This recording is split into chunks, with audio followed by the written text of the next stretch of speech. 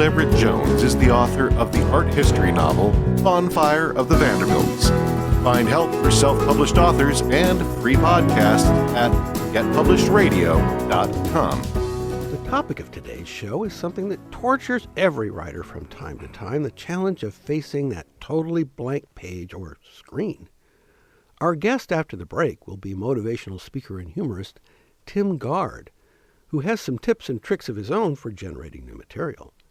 But in this first segment, we'll have the kick of a pilot-on free-for-all with my wonderfully opinionated co-hosts, Cheyenne, Cockrell, and Tom Page. So what do you do when you find yourself drooling mindlessly with no clue how to start? The first thing I like to do personally is change my environment. So if I'm sitting at my desk at home and I'm just stuck, I go outside, go to the library, see if a change of scenery will inspire anything. Or if you're in solitary, you want to break out, right? Yes. Yeah. Ernest Hemingway had two answers to this. Oh, that guy. One of my favorites, yeah. His answer for one was first you wash the car, then you clean out the refrigerator. Writers have incredibly clean houses. I've heard that said. But the other one is much more useful, and it is don't write yourself out. Leave some for the next day. For example, if you're writing a plot where the end of the chapter, somebody falls off the cliff, right up to the time just before they fall off the cliff, go to bed, get a good night's sleep, wake up fresh, and then start with the fall off the cliff. So you subject yourself to the cliffhangers that you want the audience to participate in. It's called self-discipline in some dated environment, but yeah. And that's the one area where you actually have self-discipline, I understand. Yes, hopefully, of course, you do have ideas for writing. Otherwise, you wouldn't be in this fix. Well, we should clarify that my colleague Tom Page here is more of a fiction guy, and Cheyenne Cockrell, being a journalism graduate, is more from the expository writing side. Yes, that's correct. I mean, it's definitely a different process when you're doing something, I would say, fiction versus nonfiction. Just as if some people today know the difference. Yeah. Just as far as inspiration for either a work of fiction or a work of nonfiction, I find it different. Like my process for each one is different, I would say. Well, maybe structured versus unstructured, or free form versus definitely outline. Yeah, I mean, fiction is obviously a lot more free form. You can get inspired from almost anything, whereas nonfiction, I like to start out very, very structured. I like to have a plan, and I'm a lot more detail oriented. Well, it'd be more typical to have a real business need or a purpose or an assignment for an expository piece, of course. Yeah, definitely. Unless there was something that was just, you were so curious, it just bugged you for years. I mean, that's happened to me too. What about the notion of drama as conflict? I think some guy said that was the core of it. Maybe what? This guy Aristotle?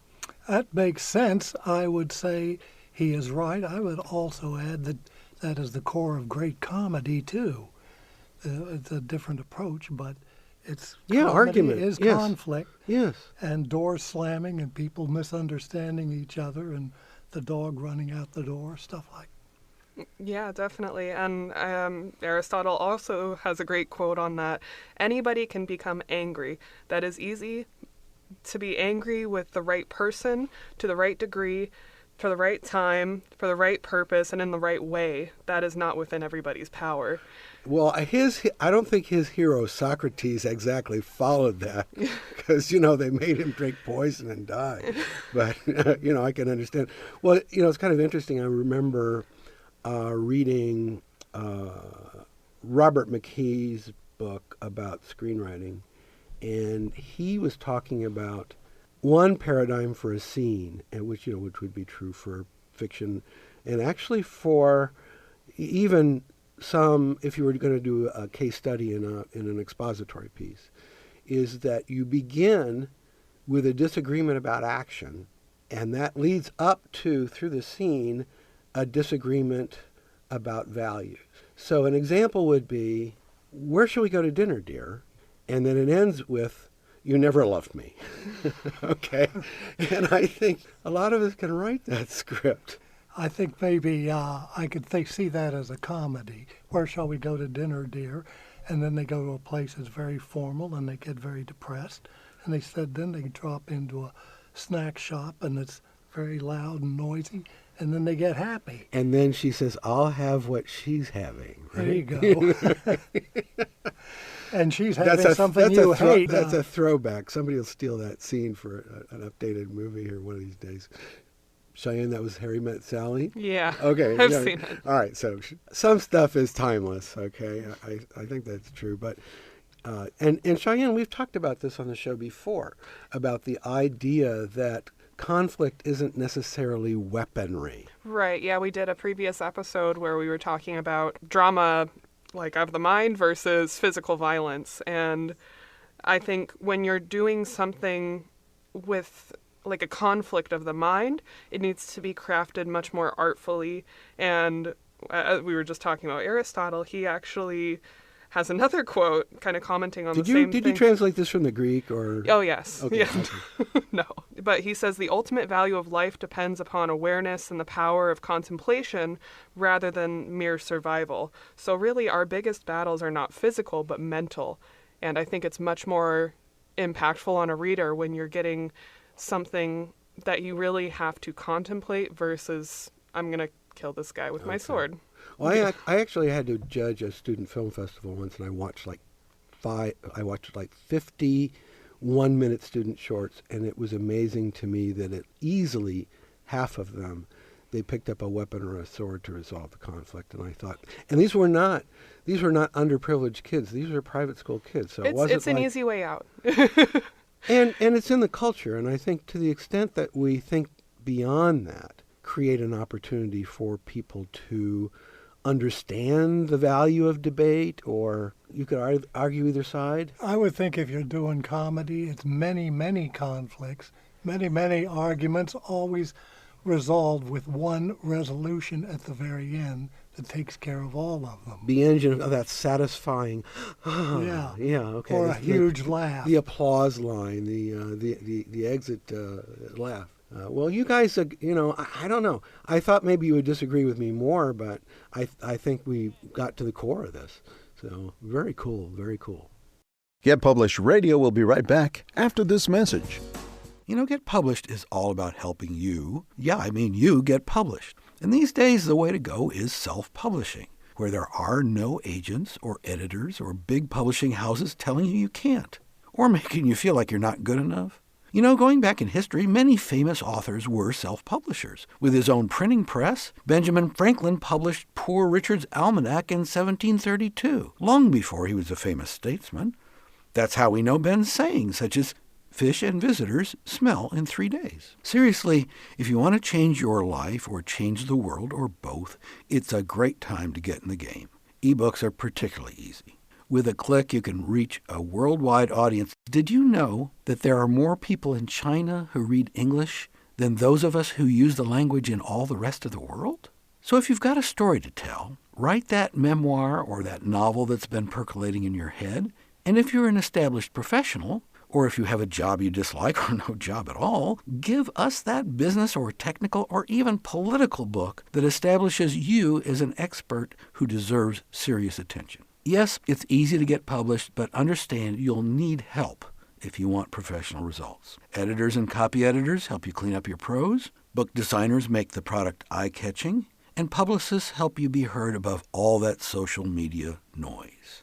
We have those support resources on our website, getpublishedradio.com. And there we've also got a request for services form, where you can get personal attention for whatever might be keeping you from getting it done. That's why we say getpublishedradio.com is your doorway to unlimited self-expression. Hey, it's all about the First Amendment. Use it or lose it. Welcome back as Gerald talks with motivational speaker and humorist Tim Gard. I heard him give a motivational speech, and I was motivated to put him on the show. Tim, you're a smash hit keynote speaker, and I have to say you slay audiences as a stand-up comedian. You want to tell us which came first? Sure. I've never really done stand-up comedy. I opted instead to concentrate on my speaking business. Most companies want to hire professional speakers who are funny, and I don't really think, I mean, there's places for stand-up comics, but I've been funny my whole life. That they could be funny, that I think things began to open up, doors opened up for me. Well, indeed. Now, I heard you say that you write every morning. What's your advice to writers who are well, you know, we all tend to be freaked out when we stare at a blank page. How do you get going? Well, you know, one of the first things that I do is I will look at news clips. I'll watch the news. I'll read news clips. And I really look for things that are totally absurd and just kind of jot them down, or things that kind of stick out in my mind. And I'll start out by writing things down. The other day, I read an article said that if you write negative thoughts down and throw them away, then you'll feel better. And the joke I wrote is that if you write your negative thoughts down and throw them away, you'll feel better. And the punchline was, I feel better, but I really miss my iPad. Okay. And do you think that there's I think a lot of it is the discipline of first writing anything down. I mean, it's literally getting up in the morning and writing, knowing that it's going to happen and there's no way I'm going to talk my way out of it. Well, do you think that there's an engine of comedy, that there's some attitude or approach that you know will probably generate wacky stuff? Humor is the combining of ideas that aren't normally associated with one another. That's at the heart of it. And so I'm a voracious reader in addition to writing, and it seems like the more I read and the more current I become, then it helps spark ideas for me to read all kinds of different things. I mean, I just don't read about speaking or writing. I have all kinds of different input. Like I read Dean Koontz, and he had written a phrase in one of his books that the water was as clear as a baby's conscience. And it was a moment when I realized that reading that was a great phrase. But if I were to say it out loud, it wouldn't work. And so really educational moment just in recreational reading too. Well, I was telling a producer, you know, I had this script that had been around town more times than a troubled aircraft. That's all right, though. There you go. Yeah, see, you inspired me. Yeah. Now, I went to your website and I saw that you have some books for sale. You know, one of the mantras of the show is that your book is your calling card. How would you react to that statement? I think it's your best calling card. It's your best credential. You would know more about the statistics than I do, but getting a book and having a book is an instant credential for anybody. One of my books, Just Plain Funny, spelled Plane, is a collection of airline stories that has done really well, sharing them with flight attendants or having them read the stories and then deciding which ones they found funny or not. But basically, the books that are on there, either the compilation books I've been involved with or my own projects, have been the result of writing stories, keeping track of them, and then putting them together. And I think most people have a whole bunch of stories they're working on. They just don't finish one. In the talk that I heard you give, yes, it seemed to be very travel-oriented. And, of course, here we were at a professional conference where everybody's just got jet lag from wherever. And I know that they could all identify with that material. One of the things that struck me was it seemed like the thread through that comedy was dealing with frustration. Yes, that's correct. It's a metaphor for almost any frustrating thing. I mean, when we travel, we give up control. And so when people find out that I've flown 2 million miles just on United Airlines, then how do you deal with that when people travel they don't travel very much and they can hardly deal with it? And so what it is, it's literally, I think in my audiences, people want a shortcut to something in an hour, or a black belt, if you will, in something in an hour. And my job is to take the culmination of all of my experience, travel and everything, and try to give people shortcut ideas that's going to help with their learning curves. Also, I think it's what struck me had to do with attitude. And I know that, again, as part of your motivational theme, you were trying to pump everybody up. You know, it's right after breakfast and everybody's head's clearing and it's, what they call shave time in the business world. You really wanted to get everybody to a higher place, to a higher level of energy. Sometimes we say, Get Published Radio, it's the show where wannabes should want to be. You know, when I want to be, I want to get up in the morning. I want to be more. You know, and it's all about always learning and not being. And I think really, here's the thing: not being afraid to make a mistake. No, I'm very much agreement with that. Darren LaCroix, a speaker, Toastmaster speaker, says that done is better than perfect. I think that for our grammarians in the audience, they probably may not agree with that. But yes, we have editors who sponsor the show, so. But secretly, I'll agree with you that having something there. Of course, the secret there is iteration. You know, you refine it, and then there's that wonderful saying by director John Huston that scripts are never finished; they're simply abandoned. That's very true. Well, and I think what I do is I take it to a point, and then I turn it over to an expert who will go through and make sure that, although it's funny that it's spelled properly in context and everything else, I don't know how many people can write, be their own editor, and expect perfection from themselves. I think a lot of it has to do with getting help and knowing where your area of expertise is, and then finding others that can take your product and move it to another level. Oh, thank you for that endorsement. Our advertisers could not have said it better themselves. So you plugged right in. Now, Tim, also, you know, since our audience is aspiring writers, and we've got boomers who maybe have time on their hands, maybe they've got expertise that they want to share, or they've got that pent up novel, or they've got granny's diaries that really need to come to light of day, or else they'll die on the shelf. And also a younger generation of millennials that maybe want to experiment with new forms, or they want to talk about new products, or they want to rant about how challenging the world is.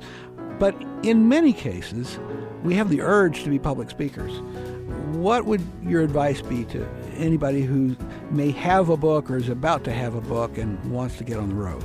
Well, most of the things that I've heard from even publishers is that if you are comfortable speaking, then as an author, you're a big bonus. Get Published Radio will be right back after this message. In all the history of the world, with today's technology, it's never been easier to get published, to self-publish your printed book, ebook, audiobook, even multimedia ebook. And not just novels and memoirs, or how-to books and histories, although if that's what you've got, let's have it. But also poetry, spoken word, graphic novel, cartoons, children's picture book, interactive video, games, virtual reality, and imaginative mashups of all this stuff. Get into the game. Along the way, you'll no doubt need some professional help from an editor, a book designer, a publicist. But isn't the investment in yourself worth it? How about you take the money you'd spend on your next vacation and get famous instead? GetPublishedRadio.com.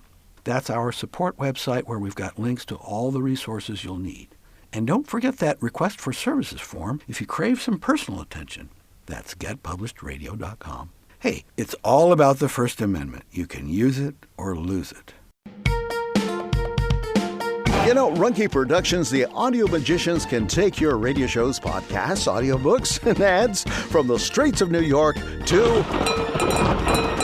the outer reaches of the galaxy. I think we need more echo at the end of that. Look, visit us at runkeeproductions.com. I still think we need more cowbell. Welcome back to Get Published Radio. Let's rejoin Gerald and his guest, Tim Gard. There are a lot of authors that are great writers that are not good speakers, but I think could probably learn to be better, just as like any other craft. My suggestion would first be is that if you're comfortable in front of the room, or more comfortable in front of the room than you are sitting in the room, then you should be doing public speaking. And the way that you get better is to do more of it, to surround yourself with other experts. National Speakers Association is who I belong to, and literally learn more about the craft and cut your own learning curves. If you're scared to death and being in front of the room, then you're part of the majority, then you can work on that. But the biggest thing is stick with what you feel comfortable with. Don't let a fear of public speaking stop you from writing. Well, Tim, this has been a kick. How can our listeners get in touch with you? My website is timgard.com, TIMGARD.com, and my email is just as narcissistic as it sounds. It's Tim at timgard.com. I'm always happy to meet new people and happy to come up with any sort of a suggestion that I can. And I think that it's really important that they hear that speakers speak and writers write, and they're not mutually exclusive. We can do them both. That is an inspiring note from Tim Gard. Thank you, Tim. Good to talk to you. Thanks for having me. All smile and laugh in the same language, right? And what happens is it draws us together. Who wants boring training? Nobody. But when you laugh, you feel good. And what occurs within you is you want more of it. And what I'm going to talk about today is to show you ways that you can use humor as a business skill so that you can communicate faster, you can have more fun when you're doing it. And he said, Mr. Gard, you made me laugh. I'm going to upgrade you to first class for free. So I go down through security. There are 9 lanes at either side of DIA. Only 2 of them are ever open at any given time. I have a 50-50 chance of getting behind somebody with a gallon of gasoline or a brick in their backpack. And I don't get selected for secondary screening. Got to enjoy the journey, people, all right? And I get up to the gate, and I go to hand my ticket to the ticket person. I said, hey, I got upgraded to first class for free. And this young man says, Mr. Gard, there's only one class of service on this airplane. That is a cruel hoax, people. And I'm sitting there with me and my supervisor and about 12 other people reading the minutes, and I start going to sleep. I cannot stop it. Gravity is, I have lost control of the upper part of my body. I'm going down. And I don't know what to do. And I know if I fall asleep, I'm going to get in trouble. I've got to figure out a way to get out of this terrible mess. And all I had to work with was a pen and a piece of paper in front of me. And I thought to myself, what would MacGyver do? You know, how can I MacGyver my way out of this? You know, and is that my pen?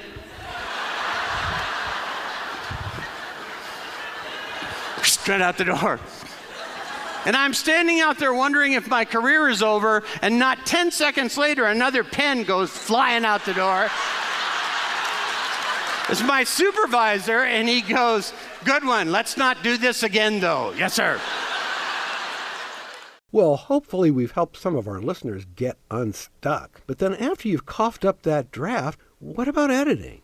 I feel like a lot of people forget to get an editor, or they think that they can do it themselves, but you really need that kind of unbiased third party to go in and then look at your work and see what you've done just from purely like kind of mechanical perspective. You need that second opinion. And there's lots of different types of editing. They're broken down into roughly 4 categories. Editors know if you want some light editing, they're not going to go through all of it.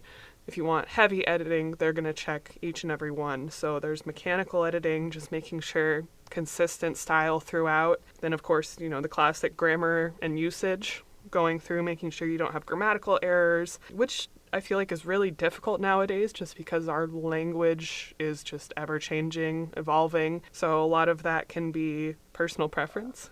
Well, developmental editing, too, I mean, you know, to the extent that I've been through that, something that publishers used to do a lot. You know, you read about the famous editors of Scott Fitzgerald, whatever, but the idea of an editor who coaches you on what's going to be in the next chapter, the publishers are not going to do that for you. Isn't that right? That's true. With developmental editing, they're much more like a project manager. They kind of guide you through the whole process. Rework what's already there while leaving you in charge of the content. More true for nonfiction, of course, than for fiction. Yeah, of course. And then with nonfiction, you can get a lot of little details that need to be checked too. If you have things like tables or graphs or charts, just making sure that each figure number corresponds to where it's supposed to go. So it's a lot of detail work. Well, Tom here actually copy edited a couple of my books. If you are going to write something, fictional or factual, I strongly suggest you take your basic plot and tell it to a trusted friend. Talking about like pitching it orally, like they do in like movie telling things? it. Tell it. Writing is storytelling. It all begins with people talking. You're putting words on a page. If it's stuff that's factual, your main challenge is going to be staying on subject. So if you're in solitary confinement, you do it to the mirror, maybe. Exactly. But that's how you find out real flaws. Say, if it's a story, somebody will ask, well, why does this person do that? And then you realize there's a flaw. Fix it. Get it down in a way that somebody has responded to it. So I strongly suggest that. But you did copy edit as well. I mean, you were finding grammatical copy mistakes. Edit, grammatical stuff. With the stuff that I have done, very few people manage to get off the subject, especially if they're writing stuff that's factual or stuff that's historical and maybe controversial. Go for the stuff that's interesting. Well, in Cheyenne, they drill into your head in journalism school, either like the AP manual style or like the Chicago manual. I know they're different. But. Yeah, we follow AP, and it's very strict. You need to abide by this, but like I said, it's so hard to stick to like a predetermined style nowadays, just because we are continuously getting new terms. And if you don't know what choice to make, at least be consistent. Exactly. As long as you're consistent throughout, people can respect that, or I guess. they won't catch it. Yeah. And that's our show. Get Published is all about self-publishing and self-expression, and that getting published and the ease of getting published these days is really all about exercising the First Amendment in this free society of ours. What we need these days are more ideas. Even though we're deluged with information, we need more good ideas. And we need debate about those ideas. Book-length debate, not just snippets that are posted on social media, not just selfies and cute pictures of your pets, the things that you really think. And remember, because in self-publishing there are no gatekeepers out there, that is the good news and that is the bad news. So hire some good help. Perhaps you found that here. You may find it on the website, whatever you're looking for, whether it's an editor or a book designer or somebody help you promote. But hire good help, get good advice, and by all means, please get published. The Get Published radio show with Gerald Everett Jones is produced by Runkey Productions. Our producer is Lori Marple, and your announcer is Bill Navarro. Music by Jason Shaw. You'll find links to support services on our website, getpublishеdradio.com. So whether you're an author, a publisher, or a self-promoter, get help at getpublishedradio.com. And thanks for listening.